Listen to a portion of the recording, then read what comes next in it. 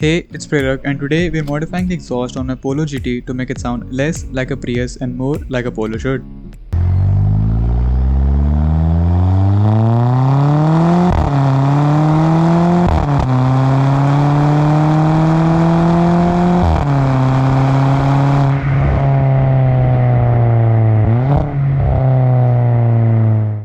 And to know how it all happened, stick till the very end of this video. To begin with, let's understand the components of our stock setup. Right after the turbo comes your downpipe, which has the catalytic converter as the majority part of it. Then there is a flex pipe which allows some rocking of the engine without moving much of your remaining exhaust system. After the flex pipe comes a huge resonator. Following the resonator is your muffler, pretty huge with its size as well.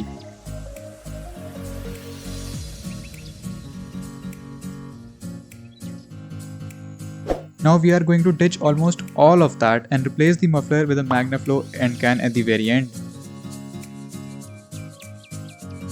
Without much delay, we started off with the process of removing the decat.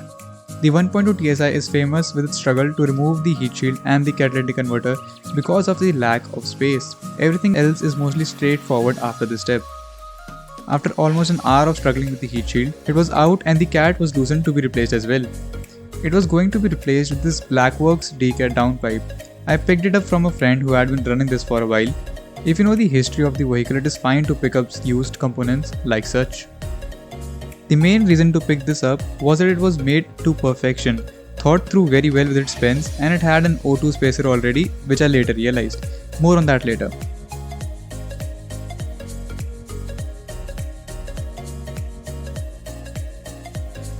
After installing the decat downpipe, we could begin the process of custom fabricating the rest of the exhaust system. The rest of the day was spent putting together pipes and bends. Now I went with 2-inch stainless steel 304 grade here. The pipes were TIG welded together. The prices will drastically vary if you go with a different grade within stainless steel or go with mild steel. And even welding you choose will have an impact on the price. The length of the pipe used for your car will obviously change the prices as well. So refer to your workshop regarding these details to best suit your style and budget. Mild steel tends to go louder but lasts less. Stainless steel tends to be slightly pitchy when it's new, but it settles after a while. It'll last beyond your ownership, however, if you don't puncture it yourself or break the welds by bottoming a vehicle out.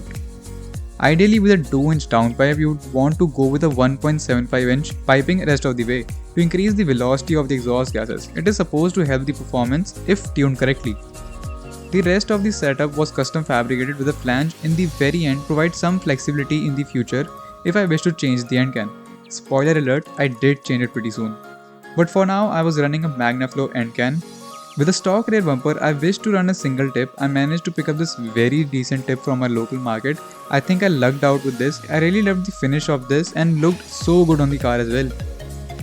Now it was time for the first startup. As I said, stainless steel takes a while to sound sweet. It needs to run in to sound good. So I myself wasn't the biggest fan of the first startup, but it only improved over time.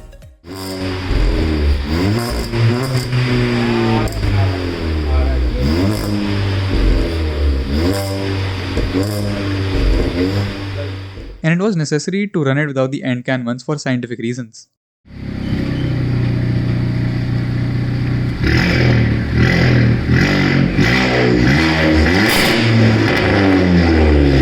Here are a quick flybys with the MagnaFlow end can.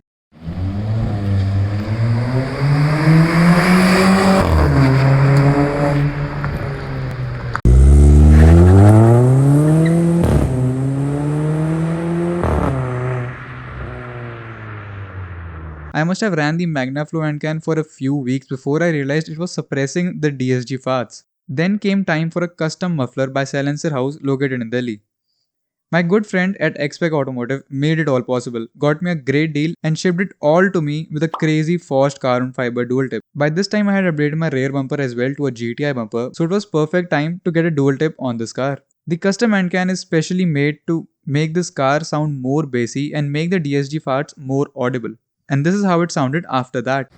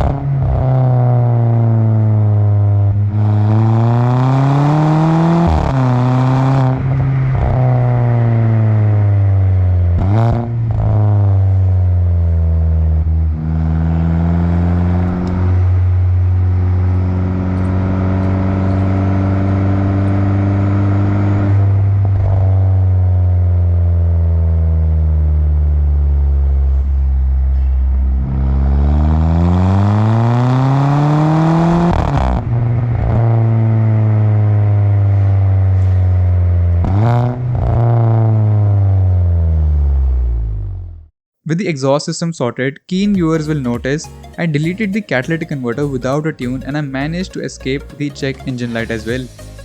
For the tune, it's due for a stage 2 tune, it's coming soon.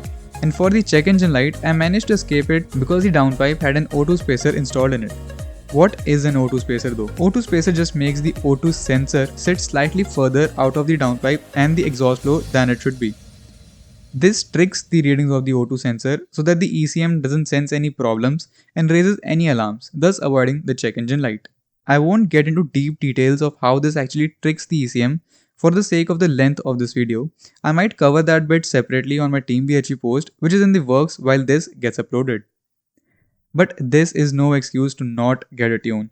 A tune is a must with such a major component deleted. So a stage 2 tune is coming soon for this car and that update will be covered on YouTube with its insights as well. For now though, that was all I had to share about my exhaust setup, and let's end the video here with a few revs with just the downpipe installed because it's mandatory to do that.